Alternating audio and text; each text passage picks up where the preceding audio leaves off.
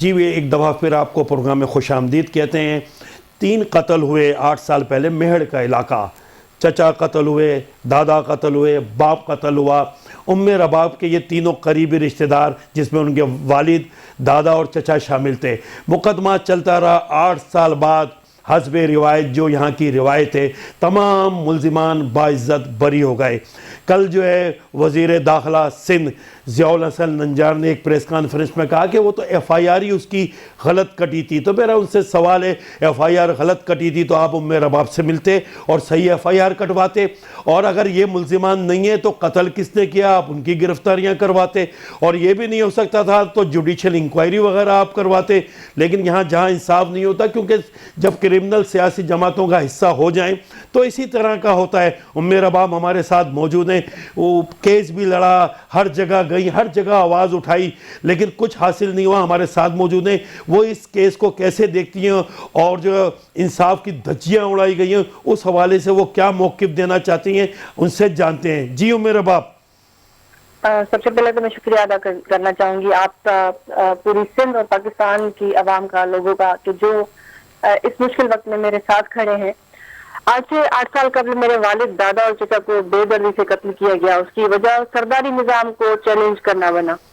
اب بات یہ ہے، جسے آپ نے پاکستان پیپلز پارٹی کا ذکر کیا، میری کوئی پرسنل اینیمیٹی نہیں ہے کسی بھی سیاسی جماعت سے، نہ ہی میرا کسی سیاسی جماعت سے کوئی تعلق ہے، مگر یہاں پہ سوال ہوتا ہے کہ میں سرداری اور جاگیرداری کے خلاف کھڑی ہوں۔ 2 کاز ہیں جن کے ساتھ میں کھڑی ہوں۔ ایک تو مجھے اپنے پیاروں کے لیے انصاف چاہیے، دوسرا سرداری اور جاگیرداری نظام کے خلاف ہم اس کو چیلنج کر کے کھڑے۔ اب پاکستان پیپلز پارٹی اس کے زمرے میں آ رہی ہے۔ اب جب پاکستان پیپلز پارٹی میں سارے سردار، وڈیرے، جاگیردار ہوں گے تو ان سے سوال بھی ہوگا اور لوگ یقیناً تنقید بھی کریں گے۔ اب ان کی ذمہ داری ہے کہ ان سرداروں اور وڈیروں کو خود سے دور کریں اور اپنے راستے جو ہے حق کے ساتھ جوڑیں۔ بات یہاں پہ سوال ختم نہیں ہوتا۔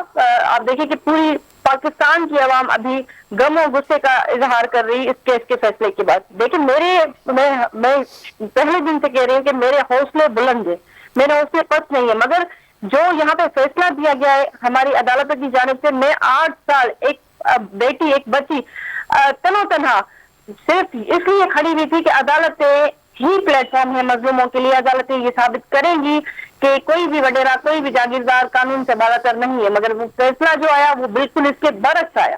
اب اس فیصلے میں کیا ثابت ہوا، اگر اس کو سمرائز کریں تو یہ ہے کہ ہر وڈیرے، سردار، جاگیردار، طاقتور کو ہم یہ لائسنس دیتے ہیں کہ جس کو چاہیں، جب چاہیں، جیسے چاہیں قتل کر دیں۔ آپ سے یہ ریاست نہیں پوچھے گی، آپ سے یہ سسٹم نہیں پوچھے گا، آپ سے یہ جوڈیشری نہیں پوچھے گی، مگر پھر بھی میں کہوں گی کہ 5 انگلیاں برابر نہیں ہیں۔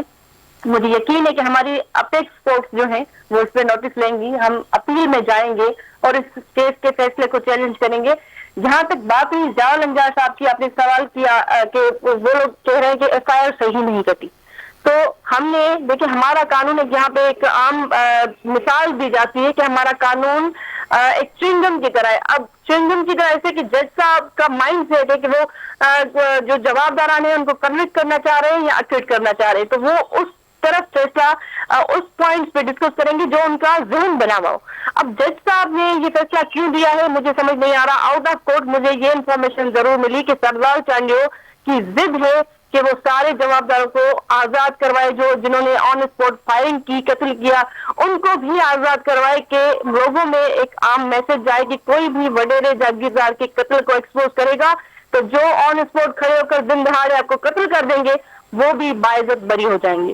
تو یہ ہمارے نظام پہ سوال ضرور ہے۔ کچھ گھنٹوں کی ڈیلے ایف آئی آر میں، آپ کو پتا ہے عموماً یہاں پہ ہوتا ہے کسی بھی بات کے خلاف جب ایف آئی آر ہوتی ہے تو کچھ گھنٹے ڈیلے ہو جاتی ہے، کچھ گھنٹوں کا ڈیلے ہے، اس میں یہ لوگ کہہ رہے کہ ایف آئی آر صحیح نہیں ہے۔ تو آپ نے یہ درست کہا کہ آپ لوگ آتے نا مجھے گائیڈ کرتے، میں تو کہتی ہوں کہ قانوناً میرا کیس بالکل درست ہے، قانوناً میں خود قانون پڑھ چکی ہوں اس اسٹرگل کے دوران، مجھے پتا ہے کہ اس کیس میں کہاں پر انلیگلٹی آئی ہے۔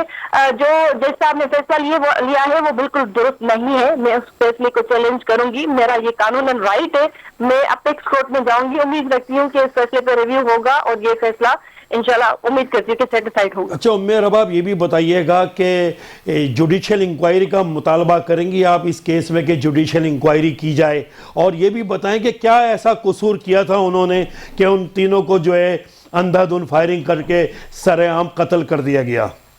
देखिए, मैं इस रियासत की बेटी हूँ, मैं तो चाहूंगी कि इसमें हर एक इदारा अपनी इन्वॉल्वमेंट दिखाए। यकीनन मैं यहाँ पे रहती हूँ, मैं यहाँ की सिटीजन हूँ, तो जुडिशल इंक्वायरी हो चाहे जो भी इदारा उस पर इंक्वायरी करना चाहे बेशक करें, क्योंकि मैं राइट साइड पे खड़ी हूँ और मैं चाहती हूँ कि मेरा जो ये केस का फैसला है वो यहाँ पे इस मुल्क की अदालत में ही किया जाए। अब देखिए कि आप पूछ रहे हैं कि क्या वजह बनी, यकीनन यहाँ पे सिर में सरदारों वडेरों का ये माइंड सेट है कि कोई भी इतनी जरूरत ना करे कि हमें चैलेंज करे। अब जो पढ़ा लिखा शख्स होगा वो कभी भी किसी भी वडेरे जागीरदार की गुलामी नहीं करेगा, और पढ़ा लिखा भी वो शख्स जो करबला से इमाम हुसैन अलैहिस्सलाम की जात से इंस्पायर्ड हो। हमने करबला के मैदान से सीखा है कि बातिल के सामने हमने नहीं झुकना, और मैंने अपने बाबा से ये हिम्मत ली, मैंने करबला के मैदान से ये हिम्मत ली कि अगर मैं सच पे खड़ी हूँ तो देखिए आज अवाम की अदालत में अल्हम्दुलिल्लाह हम सुरखरू हुए हैं। उसकी सबसे बड़ी वजह यही है, मेरा बीइंग मुस्लिम ये ईमान है कि अगर आप सच और हक के साथ खड़े हैं, आपका मौक़िफ़ सच्चा है, तो अल्लाह लोगों के दिलों में आपके लिए इज्जत डाल देता है। आज वो लोग रियासती अदालत से फतेह हासिल करके भी नाकाम है, और अल्हम्दुलिल्लाह अवामी अदालत में फैसला हमारे हक में आ चुका है। तो मैं समझती हूँ कि इंशाअल्लाह जो हमारी रियासती अदालतें हैं उनसे भी हम जो रुजू करेंगे, और 5 उंगली क्योंकि बराबर नहीं है, तो हमारी अदालतें इंशाअल्लाह इस पर नोटिस लेके मुझे इंसाफ फराहम करेंगी। अच्छा ये बताएं कि अवाम की जो अक्सरियत आपके साथ है, क्या फीलिंग आती है आपकी कि लोग मजलूमों के साथ खड़े होना शुरू हो गए? अब डर का वक्त, डर जो है वो निकल गया है लोगों के पास से, लोग आपके साथ खड़े हुए हैं, आप हर जगह आ रही हैं, अपनी स्पीच कर रही हैं और इंसाफ हासिल करने की जिद्दोजहद कर रही हैं, क्या फीलिंग है इस वक्त आपकी? अल्हम्दुलिल्लाह मुझे इस बात की खुशी है कि सब मेरे साथ खड़े हैं, और मैं सबका शुक्रिया अदा करती हूँ जो मेरे साथ खड़े हैं।